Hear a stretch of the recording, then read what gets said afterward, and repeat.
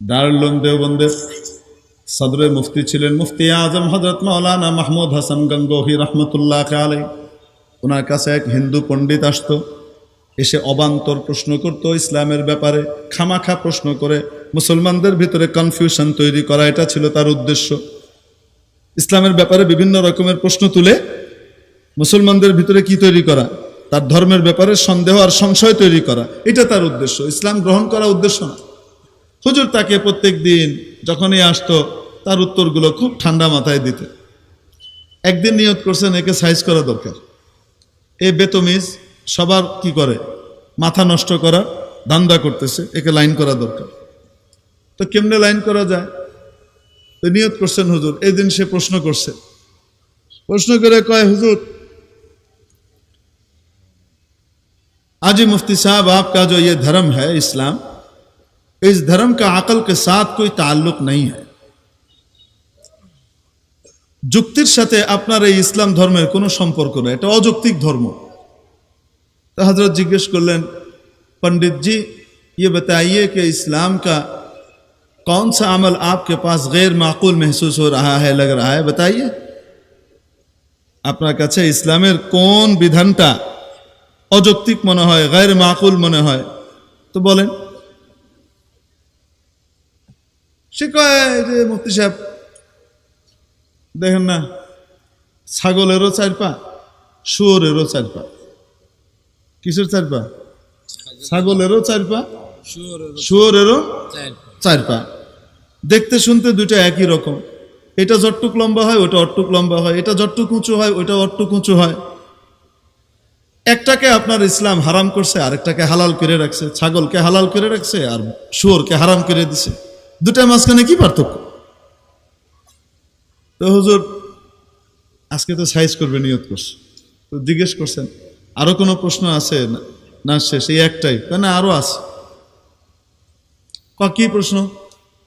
যে জানোয়ারকে আপনারা নিজেরা জবাই করেন, নিজেরা মারেন, সেটা তো আপনাদের ধর্মে হালাল, আর যেটা আপনারা মারেন না ভগবান মারতা হয়, যেটা এমনি এমনি মারা যায়, ওইটারে কে মারে? ভগবান মারে, ওইটা আপনাদের দৃষ্টিতে হারাম। কন্যা একটা গরু যদি এমনি এমনি মারা যায় খাবেন? কোন মুরগি যদি এমনি এমনি মারা যায় খাওয়া যাবে? হালাল না হারাম? মাইতা, হারাম, নিষিদ্ধ। অথচ যেটাকে আমরা জবাই করি সেটা হারাম না হালাল? দেখো, যেটাকে আপনারা নিজ হাতে মারেন সেটা তো হালাল, যেটা ভগবান মারে সেটা হারাম।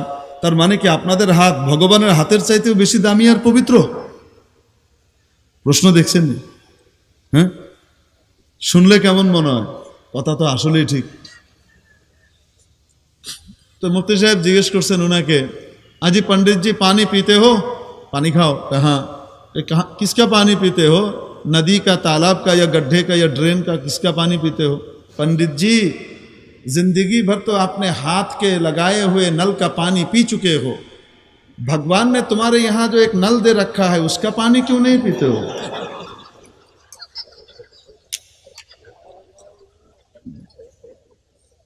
पंडित বুঝছেন নি? তর্জমা করুন লাগবে।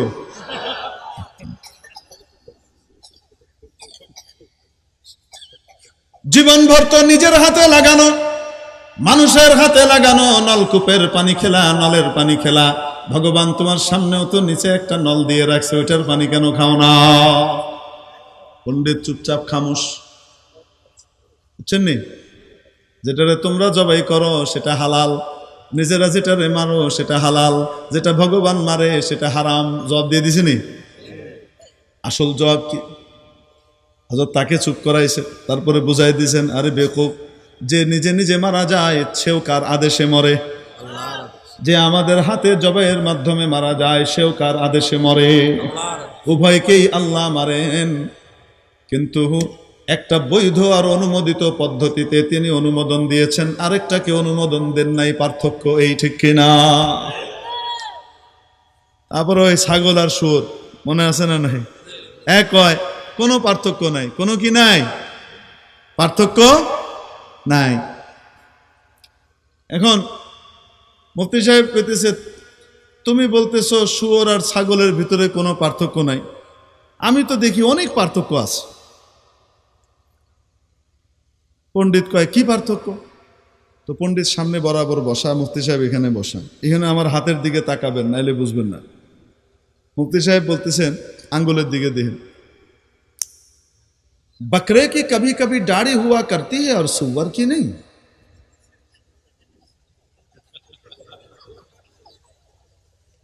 বুঝছেন? শুয়োর আর ছাগলের ভিতরে পার্থক্য, একটা হালাল আরেকটা হারাম, এটা হলো প্রথম পার্থক্য। একটা হালাল আরেকটা দুইটা প্রথম পার্থক্য। 2 নম্বর পার্থক্য উনি দেখাইতেছেন, ছাগলের মাঝে মাঝে কি হয়? দাড়ি হয়। শুয়োরের কোনো সময় দাড়ি হয়। ছাগলের দাড়ি থাকে, শুয়োরের কি থাকে না। বুঝছেন নি? সামনে কে বেরিয়েছে?